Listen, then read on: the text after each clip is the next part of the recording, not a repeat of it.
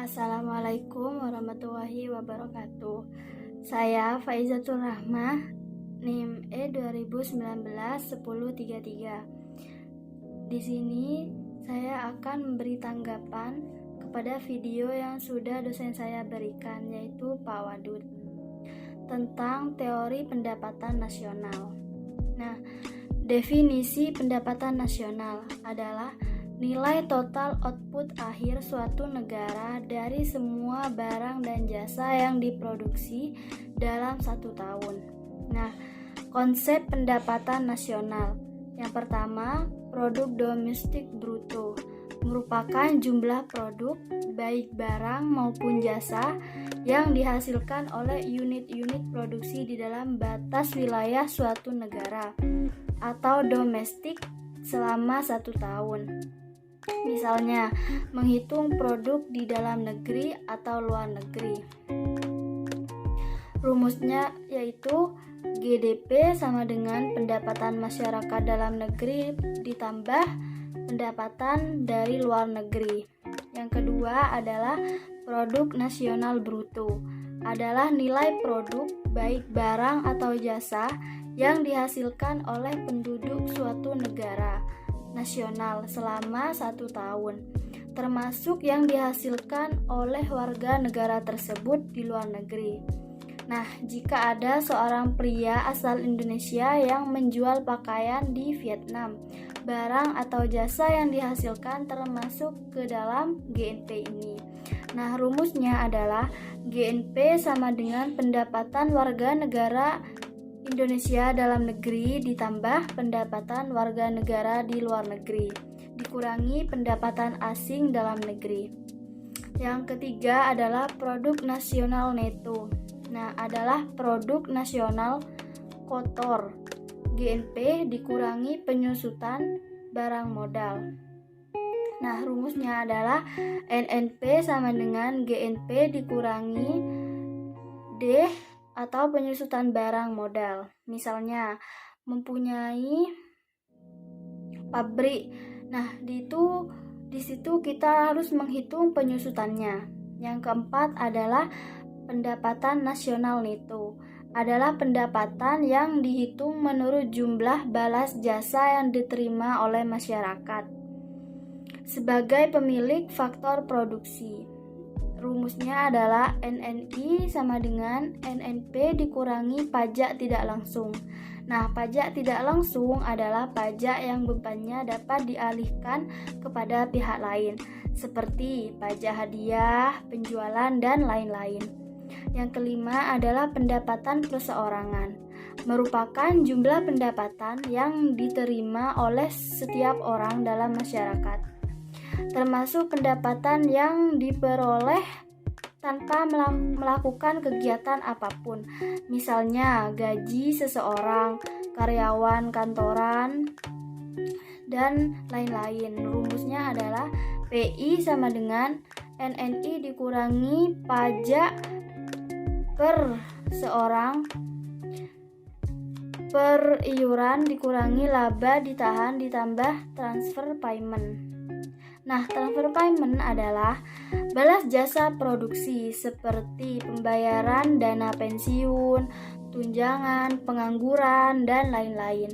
Yang keenam adalah pendapatan DI atau pendapatan yang siap dibelanjakan. Nah, ini adalah pendapatan yang siap untuk dimanfaatkan guna membeli barang atau jasa konsumsi, dan selebihnya menjadi tabungan yang disalurkan menjadi investasi. Rumusnya adalah DI sama dengan PI dikurangi pajak langsung. Nah, pajak langsung adalah pajak yang bebannya tidak dapat dialihkan kepada pihak lain, seperti pajak pendapatan. Nah, di sini saya sekarang akan membahas manfaat perhitungan pendapatan nasional. Yang pertama adalah mengetahui tingkat kemakmuran suatu negara. Nah, dari sini manfaat dari perhitungan pendapatan nasional, kita akan mengetahui dari mana dan sudah di mana di tingkat keberapa kemakmuran suatu negara itu sendiri. Nah, yang kedua adalah mengawasi kinerja perekonomian dalam skala tertentu. Nah, misalnya dalam perhitungan pendapatan nasional ini, kita tuh bisa mengawasi kinerja perekonomian di dalam negara itu dan di dalam skala tertentu. Yang ketiga adalah mengukur perubahan perekonomian suatu negara secara berkala. Nah, dari sini kita itu bisa mengecek atau mengukur perubahan sudah sampai mana perubahan suatu negara itu perekonomiannya. Dan itu bisa dilakukan secara berkala, maksudnya itu bisa kapan saja. Nah, yang sekarang saya akan membahas macam-macam metode perhitungan pendapatan nasional. Yang pertama adalah metode pendekatan nilai produksi. Nah, adalah menjumlahkan atau menjumlahkan barang atau jasa yang diproduksi oleh seluruh usaha, baik itu BUMN maupun UMKM pada suatu negara dalam waktu setahun. Yang kedua adalah metode pendekatan pendapatan dengan menghitung jumlah pendapatan dari berbagai faktor produksi yang memberi sumbangan terhadap proses produksi.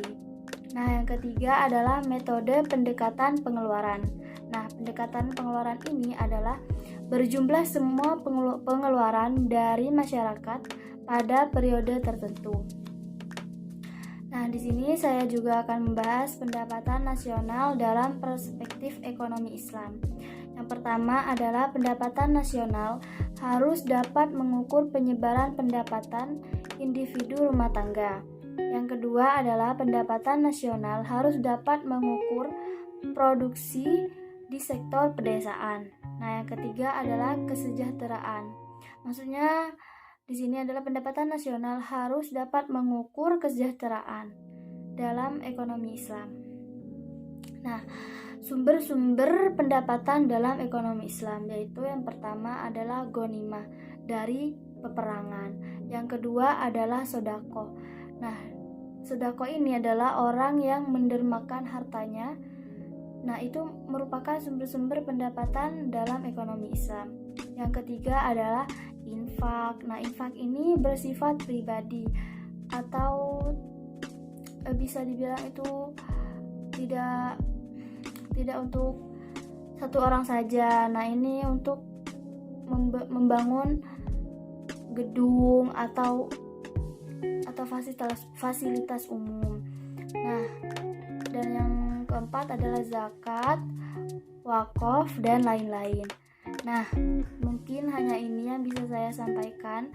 Apabila ada salah kata, saya mohon maaf. Kurang lebihnya, sekian.